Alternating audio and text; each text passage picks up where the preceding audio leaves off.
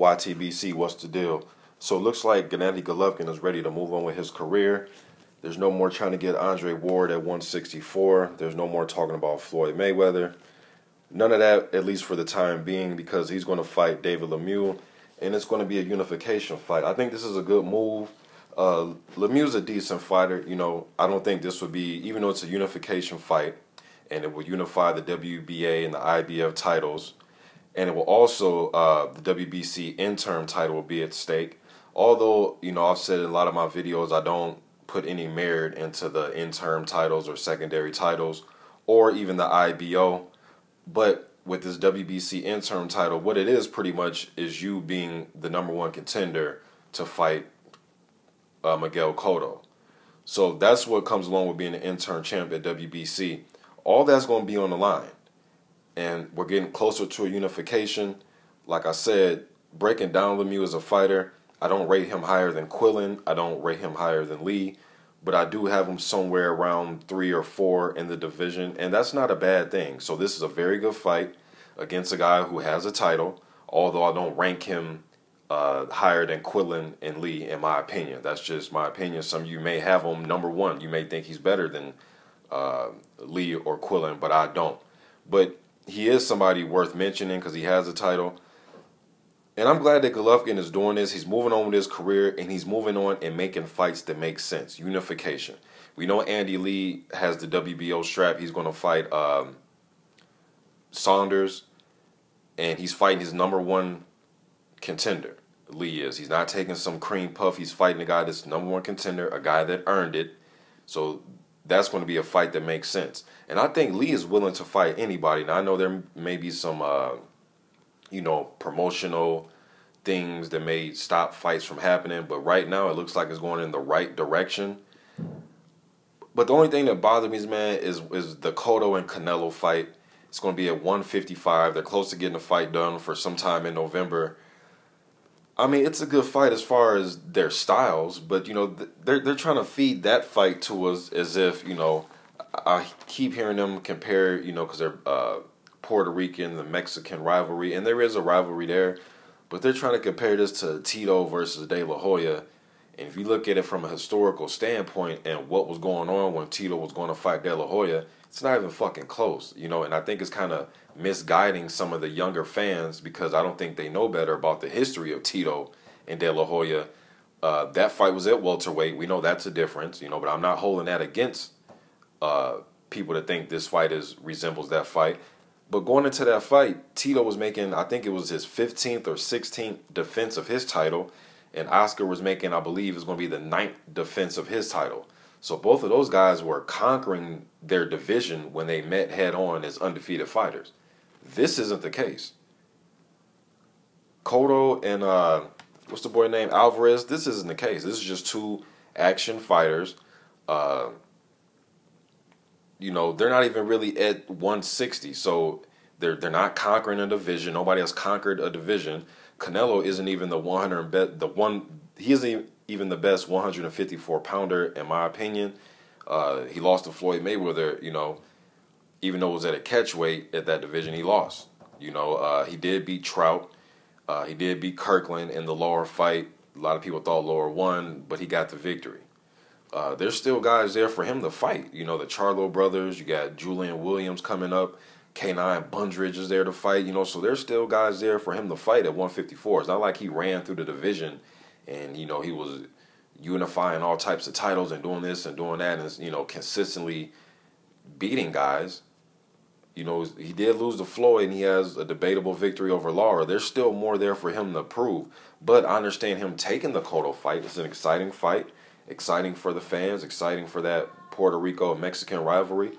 But this is nowhere near the De La Hoya and Tito fight, because they were making history trying to unify a division that they were conquering at the time. Two kings in one division. I heard the WBC say that the winner of the Canelo and Cotto fight has to quit bullshitting around, and they will have to fight, whether it be Golovkin or Lemieux, to unify. There's no more ducking. And if they don't fight the winner out of Golovkin and Lemieux, they will be stripped. And then the winner out of Lemieux and Golovkin will be made into the unified champion with the WBC and the WBA and the IBF.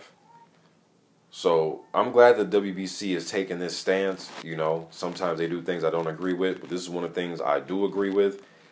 No more excuses of why you can't fight these guys. You know, Cotto, I respect Cotto as far as his whole career, so I'm not going to hold what he's doing at 160 against him. So I respect his whole career just up until his middleweight run. This point of his career, I really don't respect as a fan. You know, now you beat Martinez at a catchweight for the title, fine. I've seen other titles get won at catchweight. So I'm not holding him to that. But what I don't agree with is you win the title at 159. Okay, cool. You beat Martinez. Cool. A fight I thought you were going to lose, but okay, cool. You won it at 159. Then you defended at 157 against Daniel Gill. Okay. Now you're going to defend it again at 155. You just keep going down in weight. And I made a joke on my other channel about Cotto about a month or two ago, where I was like, man, if Cotto keeps having it the way he wants to have it, he'll defend the title at 154.1. And you guys were laughing and joking, but now my thinking and my logic is pretty much on accord because he's defending at 155. I'm not even that far off. I said 154.1. And if this shit keeps up, and if he somehow beats Canelo, he might tell Golovkin or the Lemieux winner, hey, okay, I'll fight you, but it's going to be at 154.1. This is where the shit's going. And some of you may disagree, but hey, man, I'm just using the fact. He won it at 159, defended it at 157. Now he's going to defend it at 155. It's really not making any sense. And for those of you who are going to say, oh, he deserves it, okay, whatever, man. Like, you know, I don't like when boxers do that. They deserve. I mean, these dudes these top guys like a Canelo and Cotto, these dudes are getting paid millions, man. They're not getting paid chump change. They might not make as much as Floyd Mayweather and Manny Pacquiao or even a Vladimir Klitschko, you know, but they're getting paid millions of dollars. They're well set. They're well off.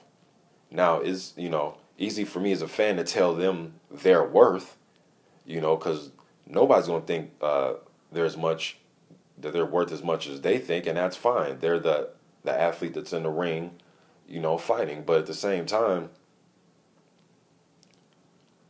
you know, just defending his title and keeping it hostage and fighting it at just catchweight after catchweight after catchweight was like, man, you know, you're watering down the title, man. Just vacate it.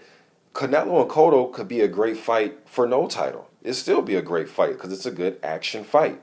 But don't sell this to me like the winner of this is the best middleweight in the world. No, he may have the lineal title. Cool, that is a fact. But at the same time, dude, man, you're defending it at catchweights and you're just ignoring the guy who you're supposed to really be fighting. What we're really supposed to be seeing is Golovkin versus Cotto.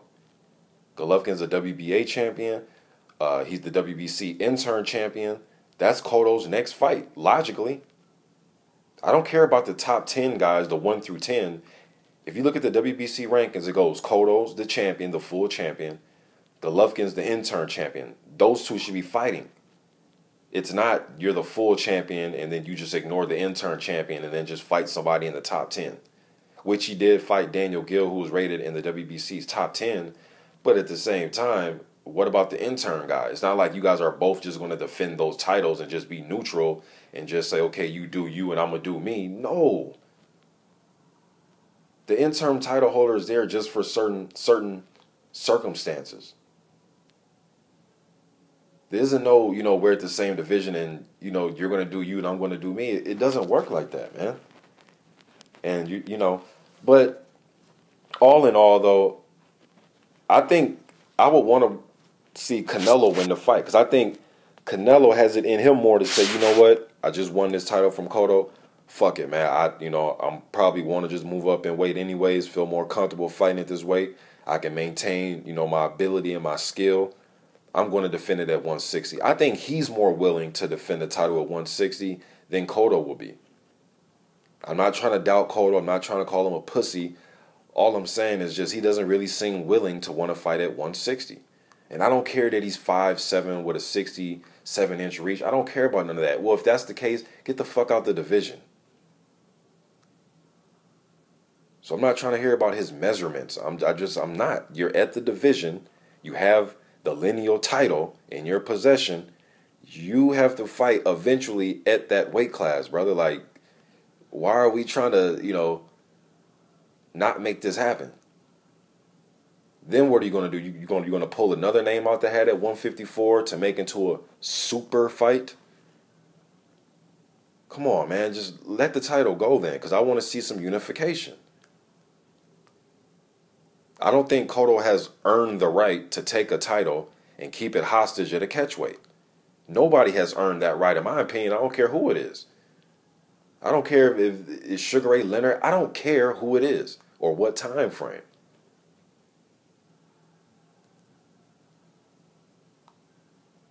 And it took me a while to want to do the video on this because I wanted to give a well thought out response rather than a quick reaction.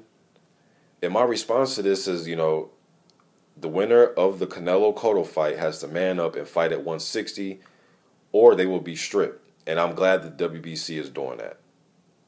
Because all this, what guys deserve, and again, as a fan, who am I to tell these guys what they deserve? But at the same time, as a fan, I don't want to see titles get, taken hostage at catchweights. When there's another guy who I believe is the best fighter at the weight division in Golovkin. Just my thoughts on the middleweights.